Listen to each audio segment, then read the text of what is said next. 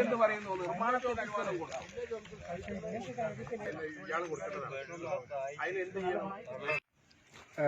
പൊന്നുന്തോറ മലയുടെ മുകൾ പരപ്പിലാണ്.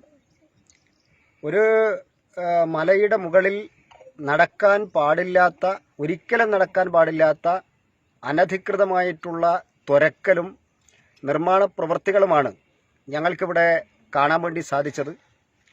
ഇവിടെ എത്താനുണ്ടായ കാരണം തന്നെ കഴിഞ്ഞ ദിവസം ഈ മലയുടെ കീഴിൽ വസിക്കുന്ന 196ഓളം കുടുംബങ്ങളെ തഹസിൽദാർ ഉൾപ്പെടെ ഇവിടെ വന്ന് മാറ്റി താമസിപ്പിക്കേണ്ട ഒരു സാഹചര്യം വന്നു.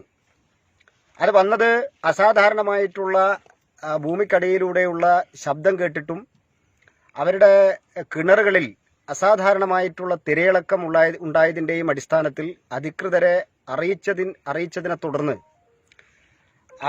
നാട്ടുകാരിവിടെ വന്ന് നോക്കുമ്പോഴാണ് ഇത്രയും ഭീകരമായിട്ടുള്ള നിർമ്മാണ പ്രവർത്തനങ്ങൾ ഈ മലയുടെ മുകൾ പരപ്പിൽ നടക്കുന്നതായിട്ട് ശ്രദ്ധയിൽപ്പെട്ടിട്ടുള്ളത്.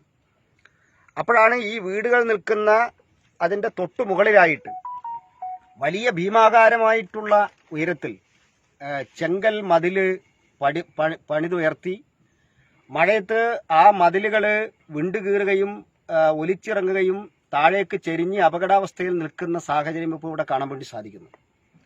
തൊട്ട് പിന്നിൽ നമുക്ക് കാണാം ഏതാണ്ട് 50ഓളം ലെയറിൽ ചെങ്കൽ മൈനിങ് നടന്നതായിട്ട് തൊട്ടു പിന്നിലെ ആ ഭിത്തി നോക്കിയാൽ അറിയാം. അത് ചെങ്കല്ലുകൾ മൈൻ ചെയ്തെടുത്തതിൻ്റെ അവശിഷ്ടങ്ങളാണ് അവിടെ കാണുന്നത്. എങ്ങനെയാണ് അനധികൃതമായിട്ട് ഇത്തരത്തിൽ ഭീകരമായ രീതിയിൽ ലോകം മുഴുവൻ അല്ലെങ്കിൽ രാജ്യം മുഴുവൻ നാട് മുഴുവൻ ഈ മഴ പെയ്ത് അപകടാവസ്ഥയിലായിരിക്കുന്ന സാഹചര്യത്തിലും ഇപ്പോഴും അനസ്യൂതം നടക്കുകയാണ്. ഇപ്പം നമ്മുടെ പിന്നിൽ അതിൻ്റെ മെഷീനും ലോറിയും ഒക്കെ നമുക്ക് കാണാൻ വേണ്ടി സാധിക്കും. ഒരുപക്ഷെ ഇത് ഇന്നലെ വിവാദമായതിനു ശേഷം പണിക്കാരൻ നിർത്തിപ്പോയതാണെന്നാണ് നമുക്ക് മനസ്സിലാക്കാൻ വേണ്ടി സാധിക്കുന്നത്. അതുകൊണ്ട് എങ്ങനെ അനധികൃതമായിട്ട് ഇത്തരം നിർമ്മാണ പ്രവർത്തനങ്ങൾ ഇവിടെ നടക്കുന്നു എന്നതിനെ സംബന്ധിച്ച് അന്വേഷണം നടത്തണം. മാധ്യമ ശ്രദ്ധ വേണം. ഇതിന്റെ 4 ഭാഗത്തും ഞാൻ മനസ്സിലാക്കുന്നത് 4 SC കോളനികൾ പ്രവർത്തിക്കുന്നു. SC കോളനി നിവാസികളാണ് വസിക്കുന്നത്. അവർ പാവങ്ങളെ ഇതിന്റെ മുകളിൽ എന്താ നടക്കുന്നത്, ഉന്നതരായിട്ടുള്ള ആളുകളാണ് ഇതിന് നേതൃത്വം കൊടുക്കുന്നത്. ഞാൻ മനസ്സിലാക്കുന്നത് ഒരു ട്രസ്റ്റാണ്. മുസ്ലിം ലീഗിന്റെ ജില്ലാ പ്രസിഡന്റ് നേതൃത്വം കൊടുക്കുന്ന ഒരു ടീമാണ് ഈ സ്കൂളും ഈ നിർമ്മാണ പ്രവർത്തികളൊക്കെ നടക്കുന്നത് എന്ന് മനസ്സിലാക്കുന്നു. ഇവിടെ പ്രവർത്തിക്കുന്ന സ്കൂളിന് പോലും അംഗീകാരമുണ്ടോ എന്ന് നമുക്കാർക്കും അറിയില്ല. അതുകൊണ്ട് തീർച്ചയായിട്ടും ഉന്നതാധികാരികളുടെ ശ്രദ്ധ ഇതിലേക്ക് ക്ഷണിക്കുകയാണ്. ഇതിന്റെ താഴ്വരയിൽ താമസിക്കുന്ന ജനങ്ങളുടെ ജീവൻ കൊണ്ടുള്ള പന്താടലാണ്. അവരെ ശ്രദ്ധയിൽപ്പെടുത്തിയപ്പോഴാണ് ആ വീടുകൾക്ക് അപകടം സംഭവിക്കാൻ സാധ്യതയുണ്ട് എന്ന് പറഞ്ഞ് കഴിഞ്ഞ ദിവസം എല്ലാവരെയും ഇവിടെ നിന്ന് 196 കുടുംബങ്ങളെ ഇപ്പോൾ മാറ്റി പാർപ്പിച്ചിരിക്കുന്നത്. അവരെ ഞാൻ ആ സ്കൂളിൽ പോയിട്ട് കണ്ടു, അവർ താമസിക്കുന്ന സ്കൂളിൽ പോയിട്ട് കണ്ടു. ജീവിതത്തിൽ ആദ്യമായിട്ടാണ് ഇത്തരമൊരു അനുഭവം എന്നാണ് അവരെല്ലാവരും വിവരിച്ചത്.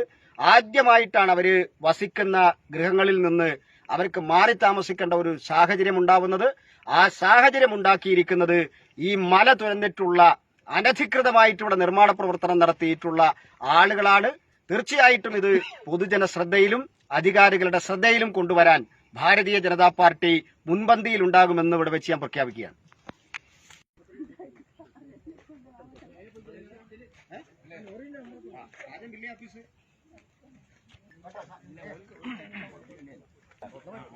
നിർമ്മാണ പ്രവർത്തനം നടത്തണമെങ്കിൽ സ്കൂളൊക്കെ അംഗീകാരം ഉണ്ടാകുന്നത് കോളേജിലൊക്കെ പെർമിറ്റ് ഉണ്ടെന്നില്ല. ഒക്കെ ഉണ്ടാവും. അതൊക്കെ എന്തെങ്കിലും വീണ്ടും ഇടിയാണെങ്കിൽ പോവുക. അല്ല അത് സാറില്ലേ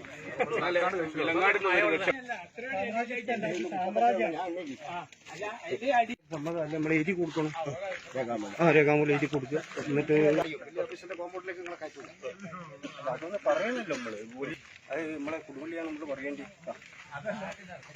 അതുകൂടി 2 ചാക്കി വെച്ചിട്ട് പോകാണ്ടിരിക്കുക. ഇന്നലെ ടീം വന്നില്ലേ.